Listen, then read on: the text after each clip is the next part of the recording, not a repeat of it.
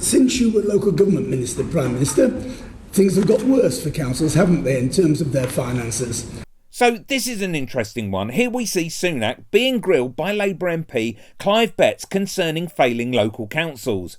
So listen to Clive describing the disastrous position councils find themselves in at the moment. In the last 6 years, 8 councils have effectively declared bankruptcy. In the previous 16 years, none had.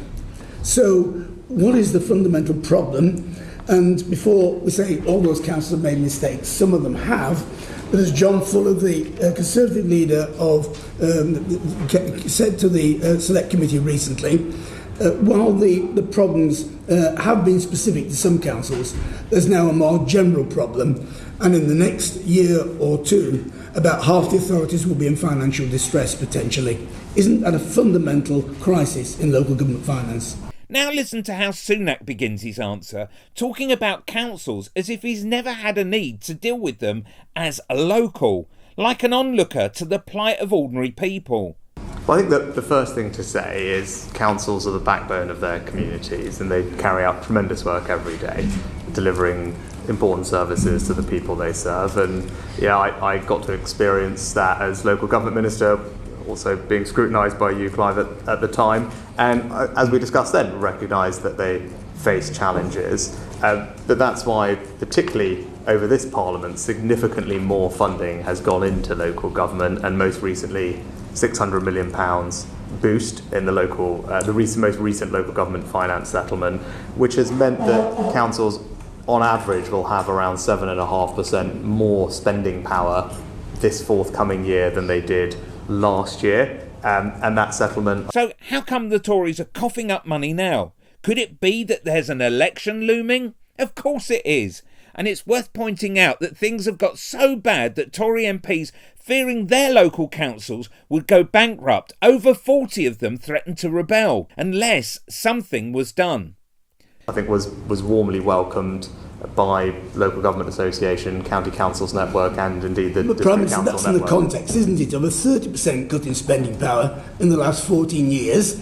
And again, as Councillor Fuller, a Conservative leader, said to us, quoting the figures that he's experiencing, when you've got adult social care spending going up by 90%, children with complex needs going up by 23%, and your spending power is going up by 3 to 5%, it does not take a maths genius to work out that there's going to be a gap at some stage, and that gap, according to the LGA now, is around £4 billion, even after the extra money in the budget. The IFS says it's about £7 billion.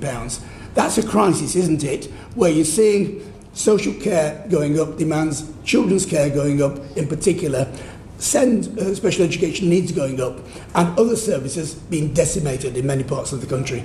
No, I wouldn't characterise it that way. Of course there are challenges, particularly with inflation, which is why actually to Harriet's first question, the overriding economic priority of the government was to bring inflation down.